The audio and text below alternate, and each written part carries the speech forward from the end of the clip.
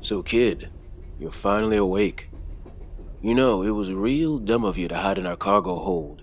We suck out all the air in there when it's unoccupied. You're lucky Maria's the forgetful type and went back to grab her toolbox. Found you unconscious between a box of pipes and a barrel of engine oil. Not really the best place to have your last breath. Now, seeing that you're skin and bones and have a not insignificant number of bruises, I'm guessing you were trying to escape that free station we just left by hiding in our crawler. Makes sense. Something about it did feel off. Let me guess. They kept you as some form of slave labor, using you to crawl into the places they can't reach to fix things, or do menial tasks for the fair price of barely getting fed. Well, can't blame you for wanting to leave. Still, the question becomes what to do with you. Heading back just to deliver one kid's a hell of a hassle, and I'll be honest, I'm not inclined to give you back to folks who treat you so harshly. For now, I guess you'll be sticking around, which means I might as well make sure you don't starve on me. Here, pick which flavor of ration bar you want. What's with that confused look? Don't tell me you can't read. Oh, they really wanted to keep you down, didn't they? Did they teach you anything? Or tell you about the world at all? All right. Well, that's going to have to change. I refuse to have ignorant people on my crawler. So you sit there eating that ration bar. It's chicken flavored, by the way. And keep your ears open. Because I'm gonna give you your first lesson, kid. A history of the world you were unfortunate enough to be born into.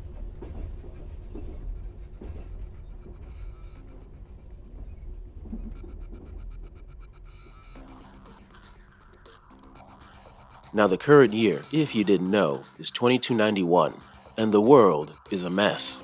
The air is an irradiated poison that will kill you in minutes. The ground is barren and is littered with the remains of broken cities, and the oceans, what's left of them, are a toxic soup, with large sections so encrusted with sediment, you can walk from one continent to another without an issue. Truth be told, it's a place where life can barely survive. It's why people have come to call the surface a rather appropriate name, the Sea of Destruction. But it wasn't always like this, kid. I've seen old data files that show what the world used to be like. Blue ocean, clear skies, and green ground as far as the eye could see. It was beautiful. And I'll give you one guess who screwed it all up. If your first thought was people, you would be right. People with their wars, fighting each other over things that at the time I'm sure seemed real important.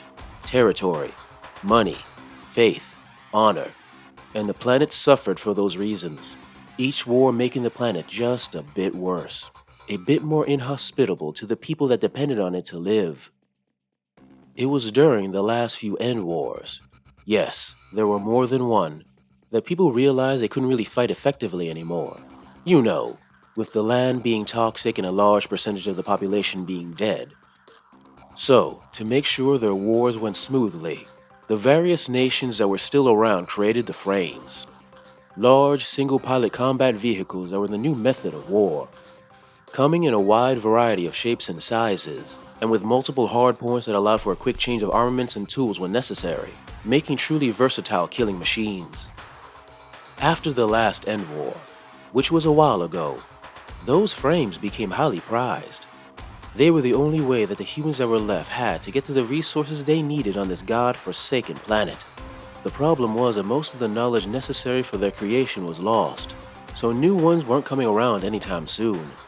Most of the frames you see nowadays are kept going using whatever scraps of tech can be found, making them look more like cobbled together parts than weapons of war.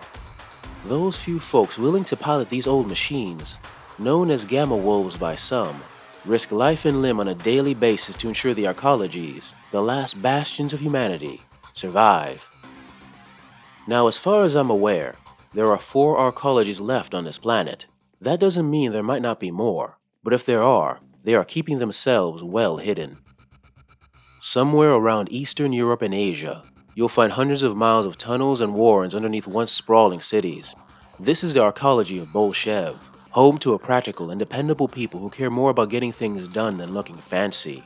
They also have a real community spirit about them, many happy to serve as frame pilots and risk the sea of destruction for the betterment of all. Additionally, some of the best frame mechanics around can be found there, using their skill to make their frames fairly sturdy, so much so that they can be pushed a tad bit more than most. If I only had one issue with them, it's that they tend to be a tad bit fatalistic. It always feels like they expect to die with every mission. And I'm gonna warn you, if you ever meet one in a bar, their humor is dark. Underneath parts of southern Africa, you will find the arcology known as the Burghs. It was here, during one of the end wars I think, that the scientists of the world gathered together to save humanity. They were the smartest people around, so obviously, they could think of some sort of solution. However, their solution was one most people weren't inclined to agree with. You see, these scientists went down the path of genetic modification, messing with DNA, to make humanity better suited to the irradiated wasteland that was the Earth. And because they thought they were saving the human race, they felt justified in ignoring pesky little things like morality or ethics. I'm not much of a scientist, kid, but I do know the concept of experimentation, and I can only guess they went through a lot of bodies to change what it means to be human. And what they produced was a being that could survive in the hellish place we call home. They were more resistant to disease and radiation, as well as a few other tweaks that made them better in other ways. And with those abilities, you would think they might have dominated the world by now. There was, however, one problem. For whatever reason, those scientists gave these new humans a lifespan of only 20 years. Maybe they thought of it as a way to control them. If that was the case, the fact that those scientists' descendants are nowhere to be seen shows how well that worked out. Around Mount Fuji in what was once Japan, you'll encounter a small little nuclear winter.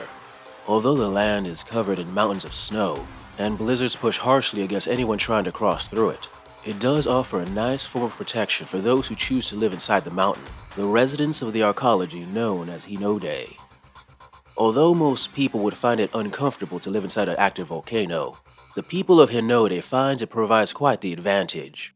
They are able to use the volcano's heat for geothermal generators that provide a significant amount of power. Additionally, the heat allows for something most people could only dream of having: fresh food.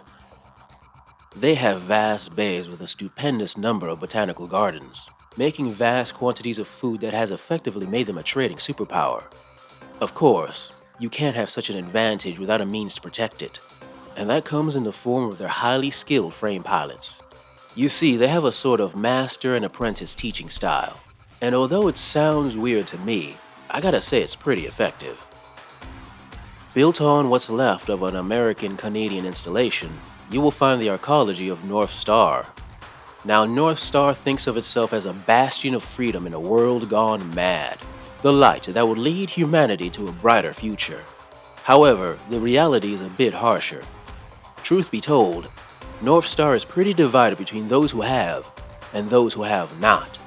The rich living in spacious underground homes, while the poor are crammed into dirty warrens. This wealth disparity is so bad that many people rush to be frame pilots, accepting the risk if it means escaping the slums they were born into. A fact North Star is more than willing to exploit, as it sends those poor kids out like meat in a grinder, knowing there will always be another desperate fool ready to replace them. I will admit though, those who survive the grinder are some of the toughest fighters around. Also, the angriest. Any positive delusions they had about their service or their arcology long ago shattered over the bodies of their dead friends. Now I mentioned those 4 arcologies, but there are a few other spots where humanity survives. The free stations, like where you escaped from. I should say though that most of them are run by, if not always good, at least sensible people.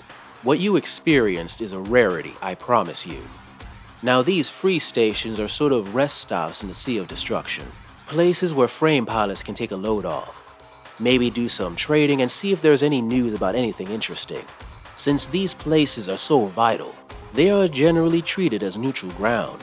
No matter your beef with another arcology, you don't bring it into the free station.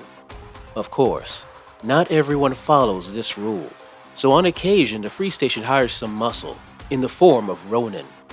which is what me and my crew are. Frame pilots independent of any arcology who do their own thing, whether that's acting as guards for a free station, or, like the arcologies, exploring the Sea of Destruction for old tech. Even after all these years, there is still plenty of places untouched since the last End War. Places with tech that humanity just can't make anymore, which makes them highly prized by many. There is plenty of profit to be made by grabbing a couple of trustworthy pilots, putting them and their frames on a hardy crawler like this one, and traveling the Sea of Destruction looking for treasure. However, you'll always have to be ready for the dangers inherent in such treasure hunting, whether that be bandits laying in wait, or rival arcologies trying to take your claim. Not to mention the old but still quite deadly defenses of ancient military bases that can lay you down pretty quick if you're not careful. But the biggest threat around, kid, are the machines known as the Ghosts of Tiamat. You see, during one of the few times humanity had something close to peace, the nations got together and hatched a plan to fix the sky, close up the holes in the ozone layer letting the radiation in, and get rid of all the poisons. This Tiamat array, as it was called, was made of dozens of autonomous space platforms that orbited the planet. Using the countless numbers of broken satellites up there as raw material, it would have constantly produced tiny little machines called nanomachines that would have changed the upper atmosphere one molecule at a time. And maybe it would have done its job, and people could have walked safely in the sun, if humanity didn't start warring again. Maybe it was a stray EMP blast from a nuke, or a hack from a government agent or a terrorist cell. But Tiamat had changed. It cared less about fixing things, and more about taking things. Endlessly looking for raw materials to consume and convert to who knows what. After its change, any ships that attempted to leave the planet were quickly turned into space debris, preventing humanity from escaping the hell they had created. Soon enough, the skies would be clear of fresh material, and Tiamat would send its nanomachines to the surface to look for more. To do this, it hacks into any abandoned vehicles it can find, and uses them to look for the most advanced tech it can add to itself, whether that be abandoned bases, arcologies, or very unlucky frame pilots.